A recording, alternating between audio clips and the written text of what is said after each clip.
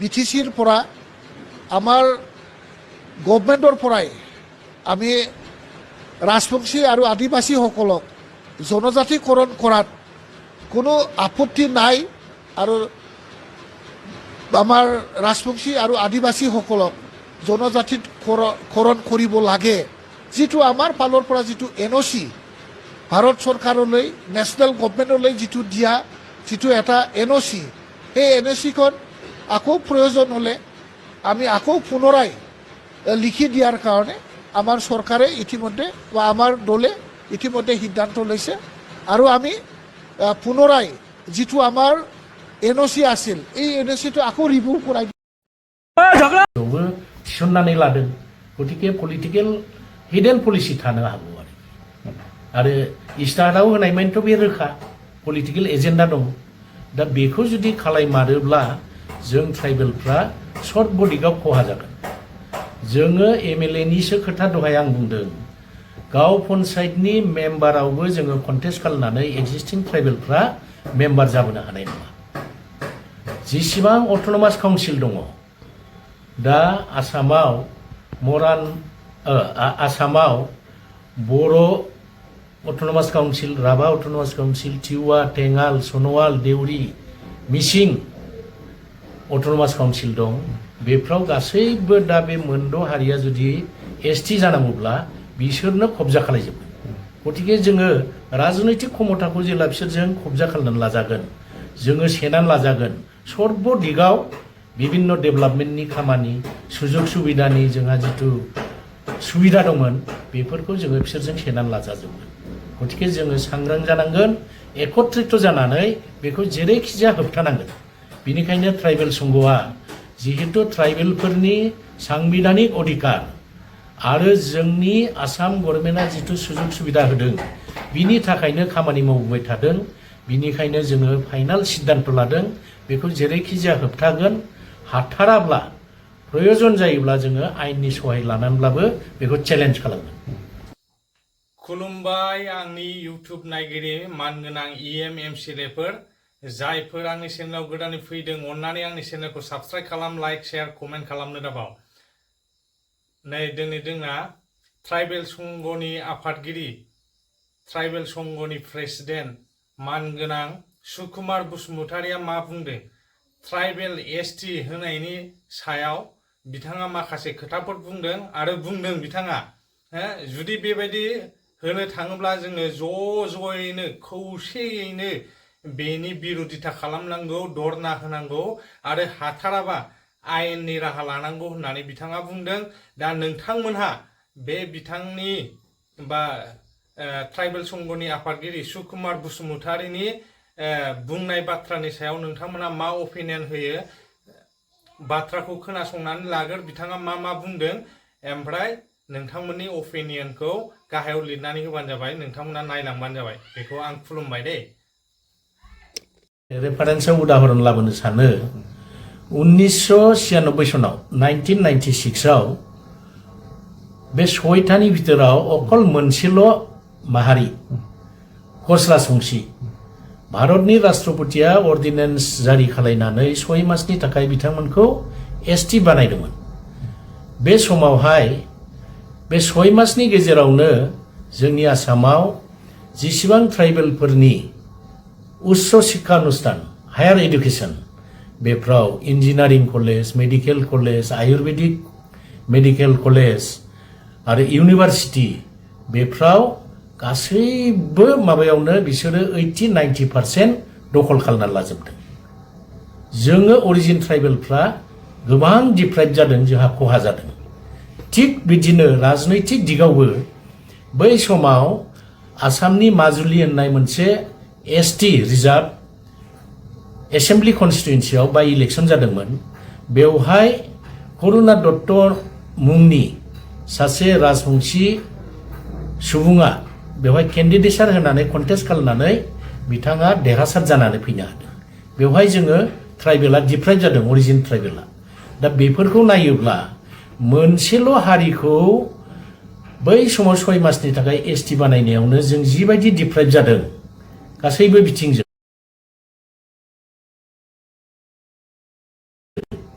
साख्रि बाख्रि higher एडुकेशननि admission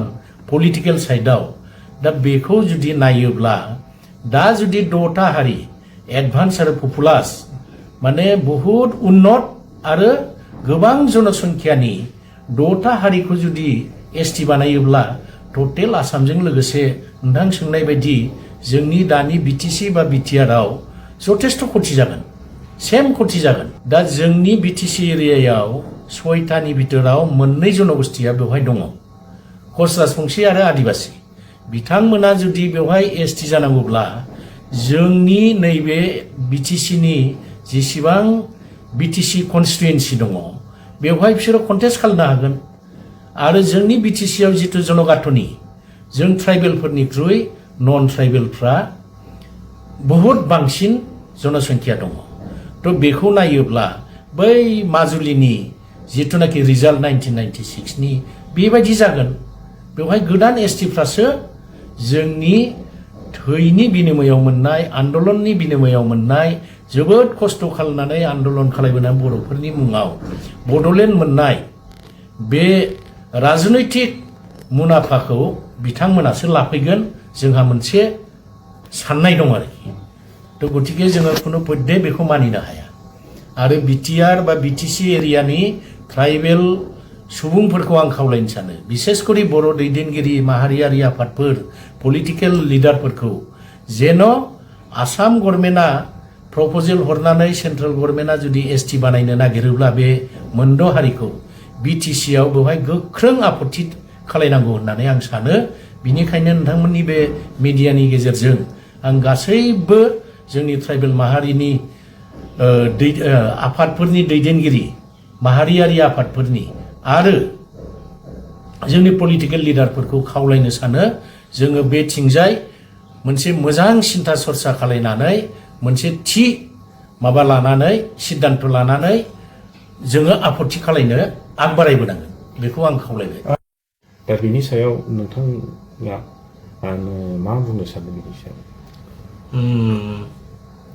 इतिमध्ये नोंथाङानो बुंखाबाय आसामनि एडभान्स आरो पपुलास जनगोष्ठी 6टा जनगोष्ठीया एसटि जानो होननानै गोबाव समनिफ्रायनो सरकारनाव दाबि दावा खालायबोगासिनो दं आरो आसाम गभर्नमेन्टआबो 2019 सनाव पाके प्रकारे कौशले खालामनानै प्रप'जेल मोनसे हरदोंमोन सेन्ट्रेल गभर्नमेन्टनाव बेखौ राज्य सभायाव प्लेस जानानै दङ दा बेखौ मिथिनानै जोङो ट्राइबेल संघ आरो आसामनि जेसेबां ट्राइबेल अर्गानाइजेसनफोर दङ सिसिटवा होननाय जों जयैनो बेखौ आपत्ति खालायनानै आपातत पेन्डिंआव दोननानै दङ किन्तु दा नैबे समाव आसामनि बे एडभान्स आरो पपुलास जनगोष्ठी 6टा जनगोष्ठी अर्थात मरान मटक चुटिया टाइ आहम कच राजबंशी आदिबासी बिथांमोना दाबिखौ तीव्रतर खालायगासिनो दं गोख्रोंनिफ्राय गोख्रों खालायगासिनो दं दा बिथांमोननि दाबियाव आसाम गभर्नमेन्टनि मान होनो गोनां chief minister doctor Himanta Biswa शर्माया दाखालैसो मोनसे प्रेस मिटनि गेजेरजों बिबुंथि लाखिदों जे सिगांनि कंग्रेस सरकारा मोनसे प्रस्ताब लानानै दोनदोंमोन एसेम्ब्लियाव बे प्रस्ताब मथे बे 6 जनगोष्ठीखौ एसटि खालायनाय बे फर्मुलाखौ बहननो हाया बेवहाय लिरनाय दंमोन जे एक्जिस्टिं 14टा जनगोष्ठीया जितु ट्राइबेल नटिफाइड जानानै दङ बे एक्जिस्टिं 14टा ट्राइबेल जनगोष्ठीनि एक बिन्दु खहा जायालाबानो गोदानै 6टा जनगोष्ठीखौ एसटि खालायनायनि फर्मुला बहननो किन्तु दानि गभर्नमेन्ट हिमन्त बिश्व शर्मा बिथांनि दैदेननाय गभर्नमेन्टआ बेखौ पर्यालोचना खालामनानै नायदोंनो दाखालिनि बिबुंथिनि गेजेरजों जों मिथिबाय जे बबेबा मोनसे ग्रुपआ खहा जायालाबानो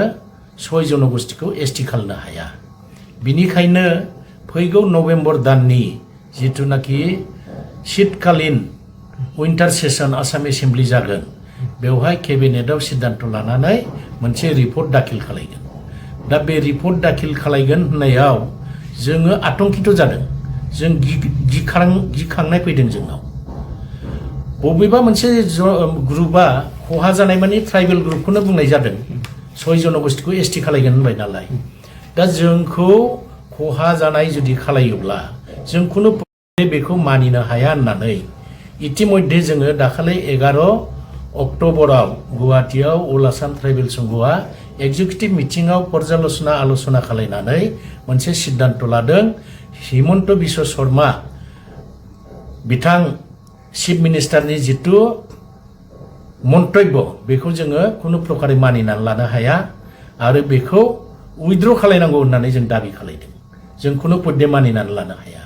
प्रयोजन जायोब्ला बिथांमोना जुदि गमामायैनो ब्रा ब्रा अख्रायनो खालायमारोब्ला प्रयोजन जायोब्ला ट्राइबेलफोरनि जितु सांबिधानिक अधिकार जोंहा जितु मोन्थाय दङ आरो आसाम गभर्नमेन्टआ जितुनाखि आसामनि ट्राइबेलफोरनि थाखाय सर्बांगीन उन्नतिनि थाखाय उन्नयननि थाखाय जि बेबस्थापना खालामनानै दोनदों बेखौ सुरक्षित लाखिनो थाखाय प्रयोजन जायोब्ला जोङो आयेननि सहाय लानानैब्लाबो चेलेन्ज खालामनो जोङो सिद्धान्त लानानै दोनदों मोनसे पलिटिकेल एजेन्डाखौनो जोङो साननानै लादों मानो होननानै बुङोब्ला बे गोबाव सम हितेश्वर शइकिया मान होनो गोनां हितेश्वर शइकिया रुंसारि जालांबाय बिथाङा बिथांनि दिननिफ्रायनो बे दाबिया फैदों बिथांनि दिननिफ्राय फैनानै बिथांमोनानो कंग्रेस रुलिं समाव 6टा हारिखौ एसटी बानायगोन होननानै बिदिनो बाथ्रा होयै भट गेलेनानै बिसोरो गोबाव सम राजनीति भोग खालामबाय सेम लाइनखौ बीजेपीआ 2016आव बहाय बाहायफैबाय 14आव बाहायफैबाय बिनि उनाव 16आव बाहायबाय दासिमबो बिथांमोना बुंगासिनो दङ 6 जनगोष्ठीखौ एसटी खालायगोन बिथांमोना विभिन्न पलिटिकल पार्टीफ्रा इलेक्शननि मेनिफेस्ट'आवबो थिसननानै लादों गतिके पलिटिकल हिडेन पलिसि थानो हागौ आरो इस्टार्टआव होनाय मानिथ' बे रोखा पलिटिकल एजेन्डा दं दा बेखौ जुदि खालायमारोब्ला जों ट्राइबेलफ्रा सर्ट बडिगाव खहा जागोन जोङो एमएलए निसो खोथा दहाय आं बुंदों गाव पन्सायतनि मेम्बारावबो जोङो कन्टेस्ट खालामनानै एक्जिस्टिं ट्राइबेलफ्रा